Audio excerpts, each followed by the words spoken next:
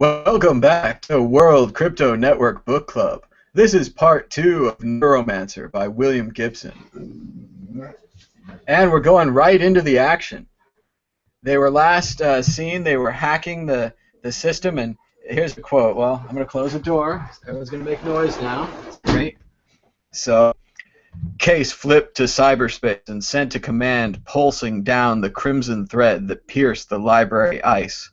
5 separate alarm systems were convinced that they were still operative. 3 elaborate locks deactivated, but considered themselves to have remained locked. The library's central bank suffered a minute shift in its permanent memory. The construct had been removed, per executive order a month before. Checking for the authorization to remove the construct, a librarian would find the records erased. How's it going, Nick?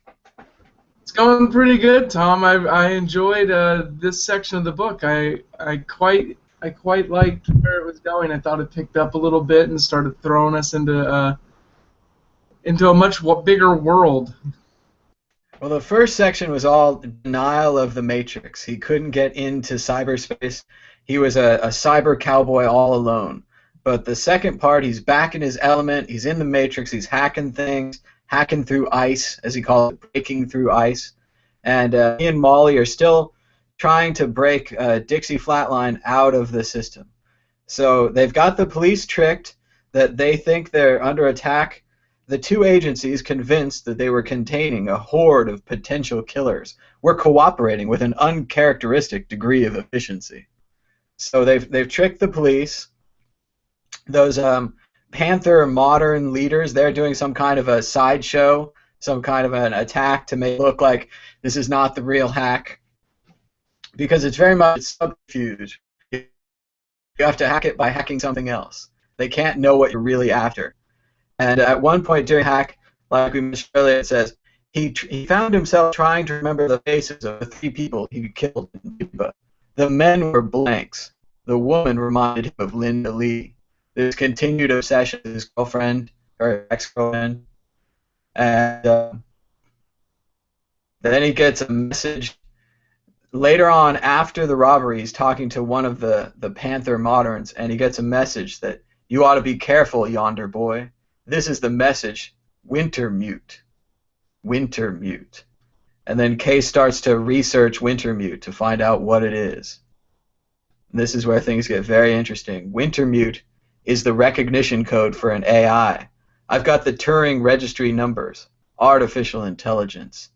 And like you were saying earlier, Nick, they have controls on their AIs. The AIs are only allowed to have like a certain amount of memory, kind of, right?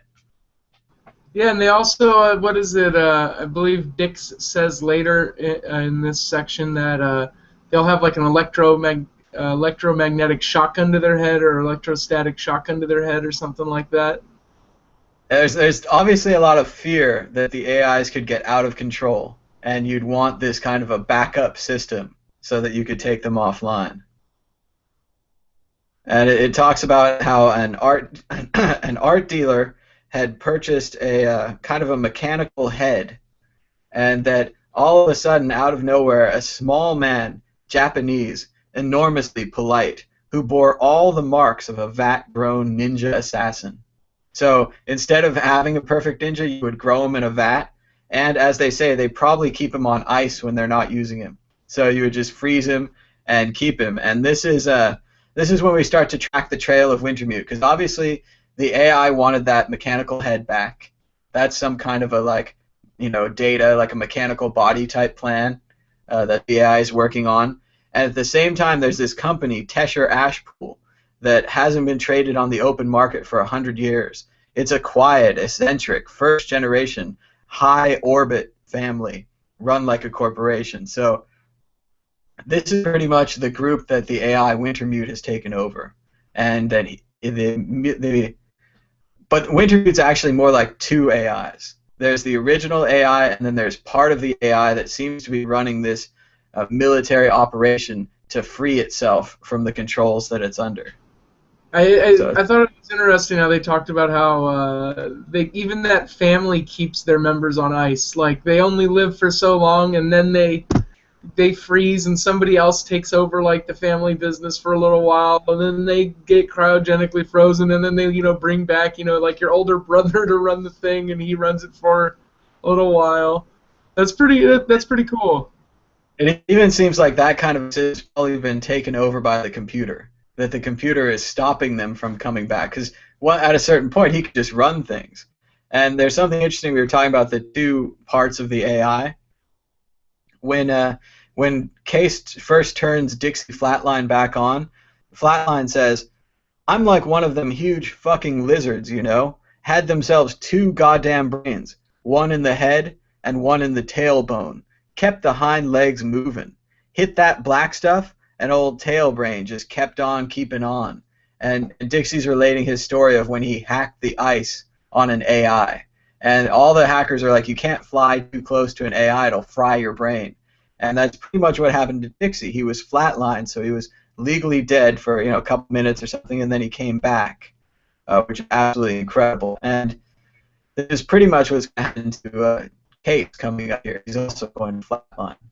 It's something the hackers do, apparently. But I like it's also that line guy. I like that character. That's a good character. he's an artist. He's not an AI. He's a construct, but he knows that he's a construct. So one of the first things that he says to Case is that when this is all over, delete me, like turn me off, like I don't want to be this whatever the heck I am. So it was a pretty strange thing. Now we're getting I'm flipping through. It's getting us the background on Armitage, who is really a guy named Corso and was the military. He was involved in that large military attack, and now we know that Wintermute, the computer, went to him and basically told him what to do. So, Yeah, interesting. everybody's working for Wintermute. It seems like that Wintermute's been kind of running Case's life from the shadows for maybe a little while as well.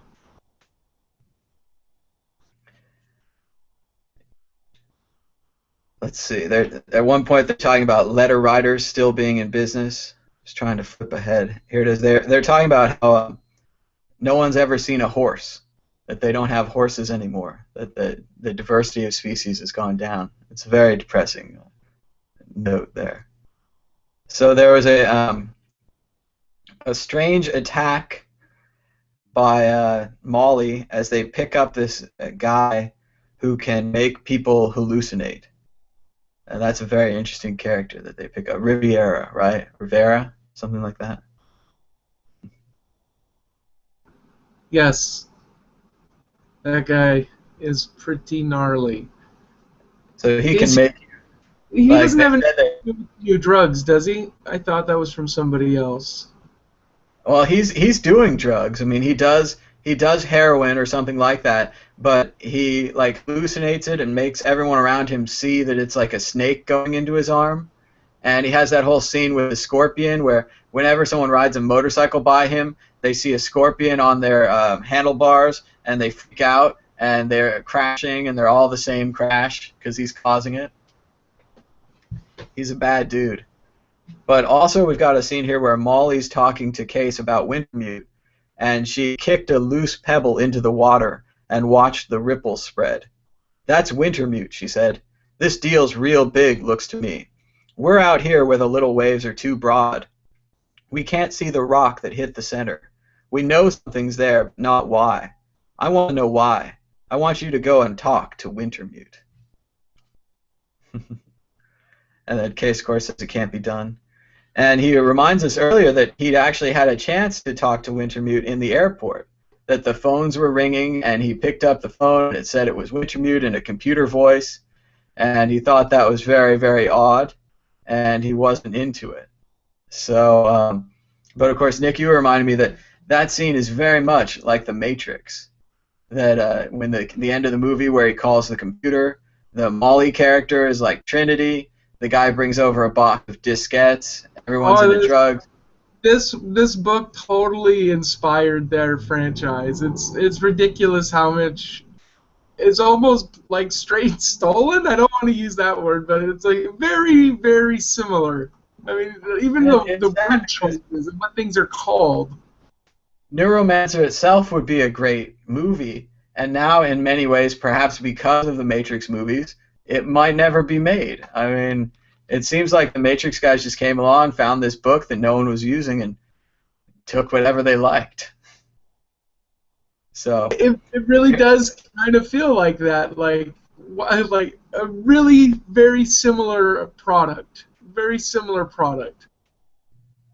they didn't have this, though, and once, reaching for his drink, he caught the flicker of something like a giant human sperm in the depths of his bourbon and water. Molly leaned across him and slapped Riviera's face once. No, baby. No games. You play with that subliminal shit around me, I'll hurt you real bad. I can do it without damaging you at all. I like that. Molly's so badass, huh? And so is Trinity. Molly's pretty badass. Uh, I can see. I like. I like these characters in this book as well. I think Gibson did a good job with his with his lead characters. Very good. Then we go a spaceship, and it seems like we're going to either a moon base or a space station. It's not entirely clear. And he's talking to Dixie, and he says, "How you doing, Dixie? I'm dead, Case. Got enough time in on this Hosaka to figure that one out. How's it feel? It doesn't. Bother you? What bothers me is nothing does. How's that?" Just the total lack of feelings of being an AI. I know what that's like. Right? What is that like? That's hard to fathom. I mean, you don't want to go down that rabbit hole late at night. Yeah. Also, he meets a bunch of weird people on this space station or perhaps moon base. He meets a bunch of Rastafarians who have kind of a cultish belief about Molly and Case. They're kind of the chosen ones sent to bring about the end of the world. So not exactly a good thing to find on this strange moon base. And he talks about. Do all right. They seem to do all right with these. I wouldn't necessarily call them friends, but interesting characters. Also got a description of what the AI actually looks like. And here's kind of a picture from the internet. But he says, "How'd you know it was a white cube? How'd you know it was an AI? How'd I know? Jesus, it was the densest ice I'd ever seen. So what else was it? The military down there don't have anything like that. Anyway, I jacked out and told my computer to look it up. And of course he found out that the AI was owned by Tesher Ashpool. So the AI that Flatline flew over that caused him to flatline and earn his name was probably Wintermute. So back when he was alive, he had that interaction with the AI. And now the AI seems to be running this whole kind of Ocean's 11 type criminal gang to kill off part of itself so it can be free." And then Case That's actually, right. Like maybe it's the ego id kind of thing. I could see that's a metaphor for the mind, and it's all happening inside Gibson's mind, certainly. And he needs to get to that next level. He needs to figure things out, and he's got a limiter on part of his brain.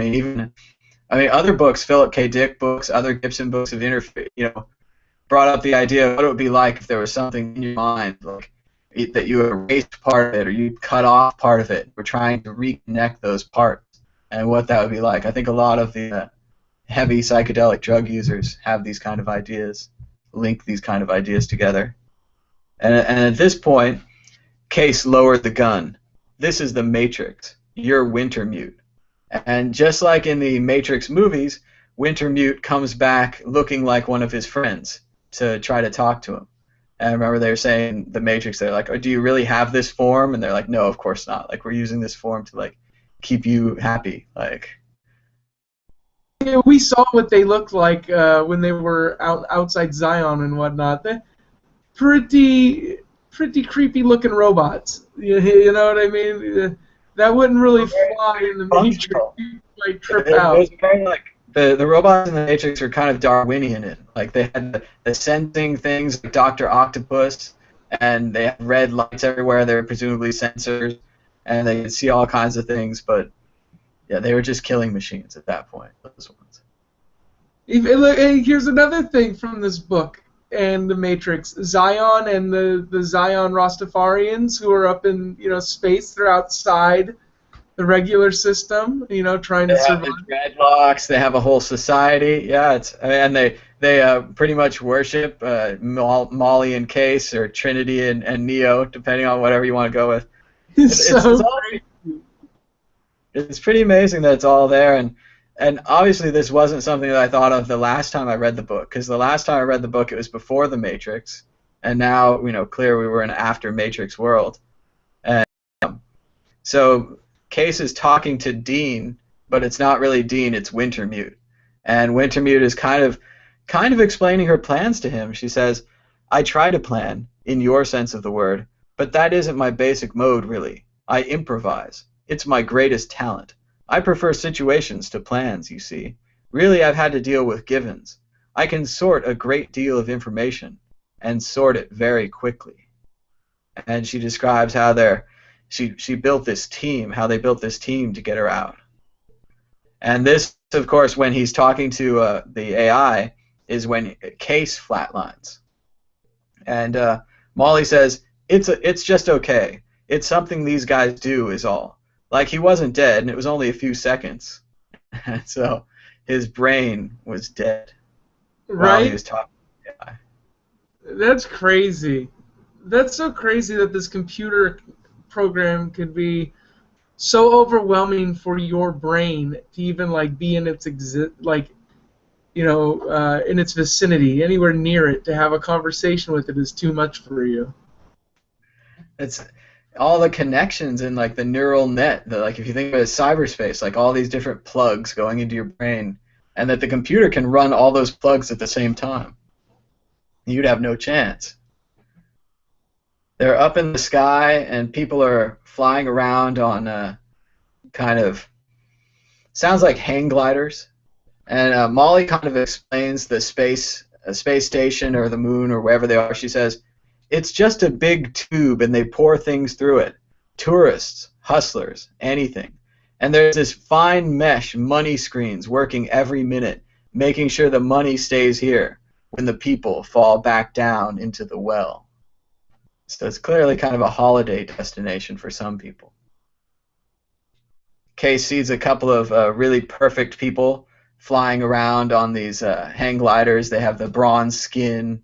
They're tall and beautiful because they have plastic surgery in the future. And Doesn't then he have something. to fake it? We kind of passed that a little bit, but doesn't he have to he puts on bronzer to fake it? Yeah, she has to. That way he looks like a mob guy because he's got a bad fake tan. So if you're up there on this, other world, you're going to need that. It's also Case is going back and remembering one time where he attacked a wasp nest, and now as he drenches the nest with fuel, he sees the TA logo, Tesher Ashpool, neatly embossed into its side, as though the wasp themselves has worked it there. And that's a strange scene, because that could mean that Wintermute, the AI, has infected his brain, or that Wintermute's been after him for a long time and controlled the wasps. So it's tough to say. Right, right? Isn't that creepy? Like this AI could have been running his life for years. And Just remember, that's what the Corso character is kind of controlled by the AI. He's not entirely there. He's got huge problems in the hospital. For all we know, Wintermute is nominally controlling Corso. We can't really. think about this. He brought up the three people he killed again. He kind of tried to get a little more in depth and remember their faces, and maybe Wintermute had him kill them. You know what I mean? Maybe we're gonna. I don't know. I'm not trying to spoil anything for anybody. I mean, I haven't read past the 50% mark on the Kindle either. But maybe that's something connected to the Wintermute and what's going on with this in this story right now. That's the neat thing about this book or a Philip K. Dick book, is that once you start doubting reality, anything can happen. And I remember I was going to bring this up earlier because we were going to talk about how Case figures out how to get drugs again. He gets some kind of weird direct insertion drug that doesn't require his eye, even though they gave him that special kidney or special pancreas that doesn't work. And it reminded me of Philip K. Dick's book, The Transmigration of Philip Archer, where there's drugs that take you into kind of a cyberspace world. If you take candies or choosies, you'll enter into one of these two worlds. But the problem with the second one, I think it was choosies, is once you take choosies, when you come back to the real world, you don't actually come back to the real world. You're still in choosies.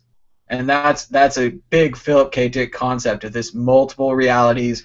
And then even when you're in multiple realities, you pass over into one of them, and you never really get back. You never really wake up from the dream. And I think Case is definitely having that problem as he's this rabbit hole keeps getting deeper, and he's now working for a computer. And should you really free a computer that you're working for? I'm not entirely sure it's a good idea. The Rastafarians clearly think it's the end of the world. How do you even get away from that? How do you even get away from that computer? You know what I mean? The whole world has gotten so connected that this AI has basically been running your life for years. How are you going to get away? How do you know you getting away isn't doing exactly what this fucking computer software wants you to do? There it is. And when he sees the TA logo from inside the wasp nest, it brings that whole cast of doubt over everything. Does he even really have control, free will, choice? The basic human ideas all come back to this. I did find a scene where he's describing the two, the boy and the girl that were flying through the sky like gods, and he says, "They look to Case like machines built for racing. They deserve decals for their hairdressers, the designers of their white cotton ducks, for artisans who crafted their leather sandals and simple jewelry."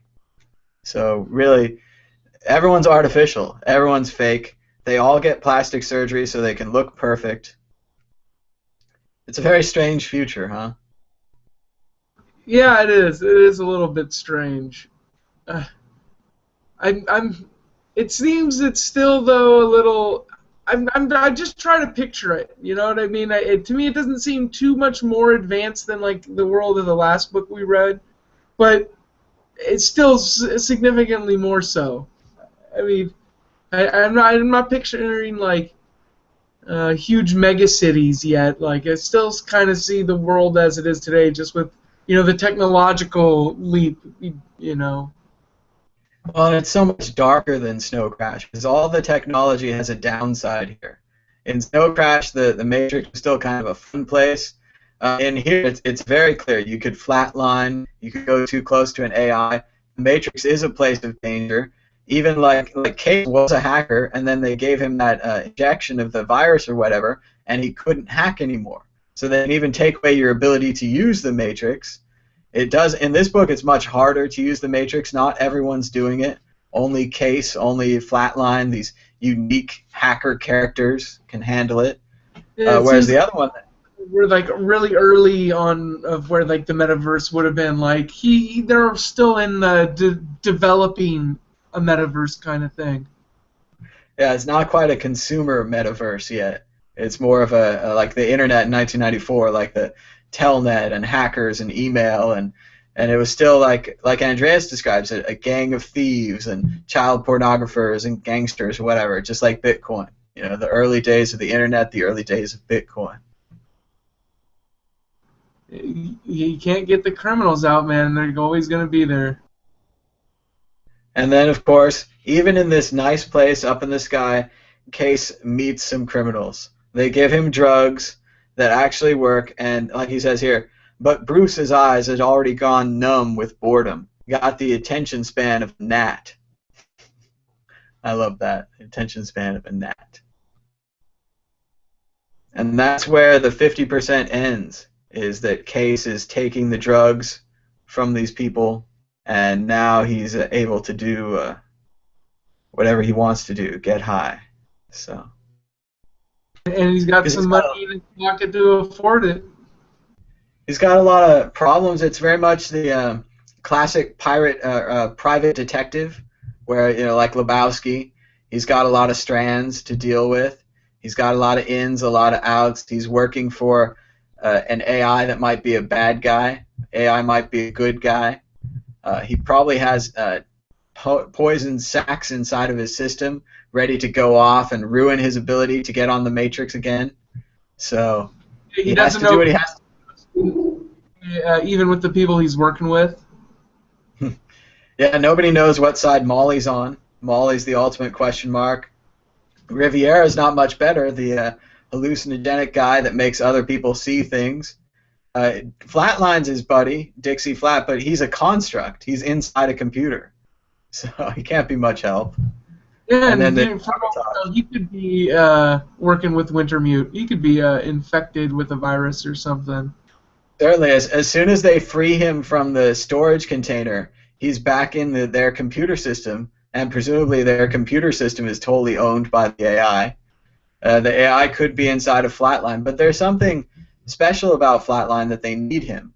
Perhaps because he had that original flyby over the AI. He's kind of tied to this whole situation.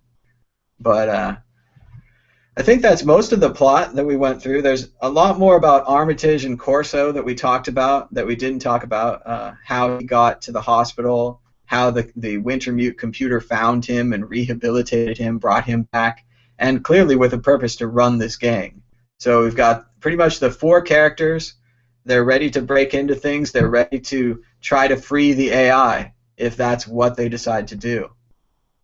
And of course, the AI has a shotgun, an electromagnetic shotgun pointed at his head. So this is a very Ocean's 11 huge heist type scene coming up. So I can't wait. I'm gonna have to hop into that this weekend and get in on that. it definitely picked up. It's much more of an action movie in the second part than in the first part, I'd say. Yeah, it is a lot more so. And I think it's going to be that way in the third part, but I guess we're about ready to end it here. Nick, do you have anything more to add? Like, I mean, just it's been pretty gritty. They're very much focused on their mission now, but also Molly wants to know what's going on. She's formed an alliance with Case. She's clearly not that way with the other characters. Yeah, So Molly that's, doesn't seem to be too keen with being used. You know, it seems like she's realizing she's being used, and she's not about being used. She wants yeah, to she be. doesn't mind. She doesn't mind beating people up or killing people, as long as it's like straightforward. Like she's a bodyguard, she's guarding something important, she's stealing something important. She likes those parts, but the being used by an AI to free an AI might not be so good for Molly. Yeah, that doesn't seem to sit well with her. I think that's something to look forward to see where that develops. I think that's going to be, key.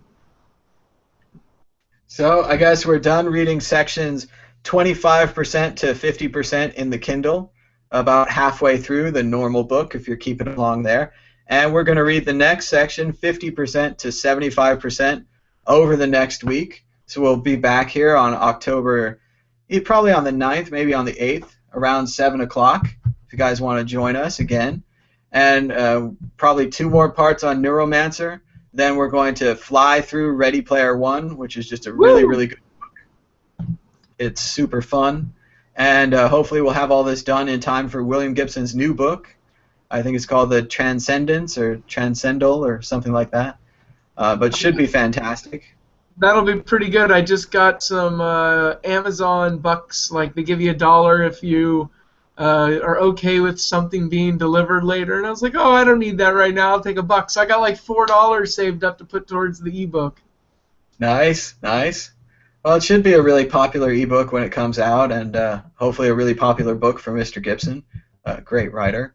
And his last couple books have been fantastic. 1 or 2 of them, Spook Country, Zero History, they weren't even based in the future. He doesn't even have to do that anymore. He could do it in our time. And there's more than enough things for him to work with, iPhones and electronic locks and all kinds of other great futurist technologies that are now really here. So. And he could still be a little magic with it because most people don't know how all the things work under the hood. They only know the touch screen on the top.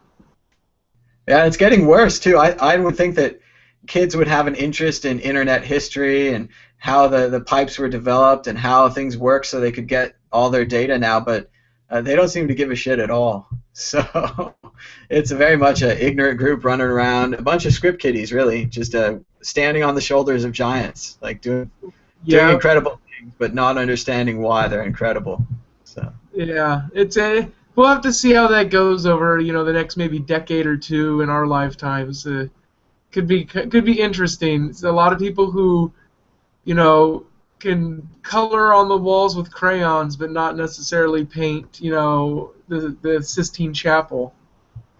I saw a great chart of Google search words the other day. It said, learn how to code, and it was like pretty flatlined. It was like learn how to program, it's pretty flatlined. And then it was learn how to make apps. And it went up like crazy. It was a diagonal up. So people want to make apps, but they don't want to code or program.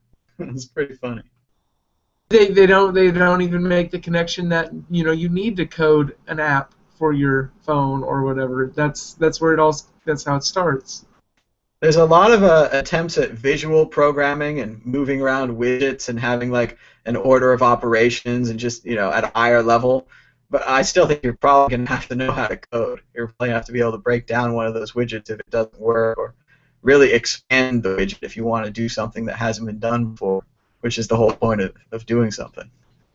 Yeah, a lot of those like code block things where you like move the code blocks around. Those seem good for like teaching a kid, like some order and logic and whatnot. But I don't understand why that anybody would want to use that for any sort of serious development. If you wanted to be a developer, you need to learn how to code. You need to sit down and at least pick up, some Python.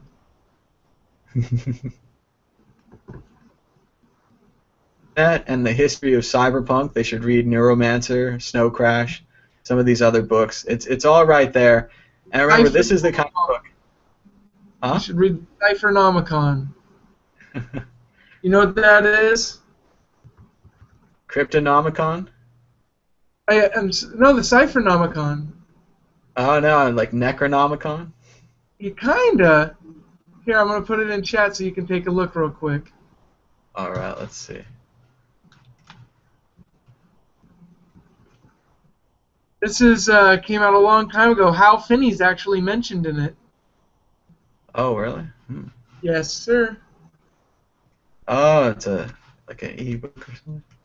Yeah, it's came Like out a long time ago. Like Tim May. I read this in high school. Just a friend of mine had like printed it out, and we were like just instead of doing work in class, we were reading this. I've been skimming through it again lately too. Whenever I'm like, oh, I don't know what to do, and I pull it up. Yeah, it reminds me. It looks like the thing from the Hacker Crackdown, the Hacker's Manifesto. I'm a hacker. The beauty of the bod. Yeah, I That's mean, a it's from 1994. And they're talking about crypto anarchy. This is where a lot of the like how do I put this, like the dark web and things like that, like a lot of Tor comes from these people's ideas, you know what I mean? can't seem to find the screen. It closed on me or something. But yeah, Tor, even Bitcoin. Chris was talking about it earlier today. That all Satoshi did was he took a bunch of existing tools and he put them together, and he said, "Hey, this is what." Like we're talking with these blocks, like it's a kind of a block exercise where if you use all these tools together, you can make a system that does this. And it was just such an amazing invention and a great idea. But it comes from books like this. It comes from thinking about the future and thought experiments and what it would be like if we had an AI. We might need an electromagnetic system to shock them, to keep them down. We might need to separate their logic parts, like the 5 laws of robotics. Yeah, that might have to be defined. Maybe someday people are going to have to sit down and hard code that into every, their algorithm, their AI algorithms. So I think we're going to close with just a little bit of the Hacker Manifesto because I was reminded of it again with your Cryptonomicon file. And, I got to read at least the last 3 paragraphs. Google could put this thing on my screen. It says, "This is our world now. the world of the electron and the switch, the beauty of the baud. We make use of a service already existing without paying for what could be dirt cheap if it wasn't run by profiteering gluttons, and you call us criminals. We explore, and you call us criminals. We seek after knowledge, and you call us criminals. We exist without skin color, without nationality, without religious bias, and you call us criminals. You build atomic bombs. You wage wars. You murder, cheat, and lie to us. Try to make us believe it's for our own good. But yet, we're the criminals. Yes, I am a criminal.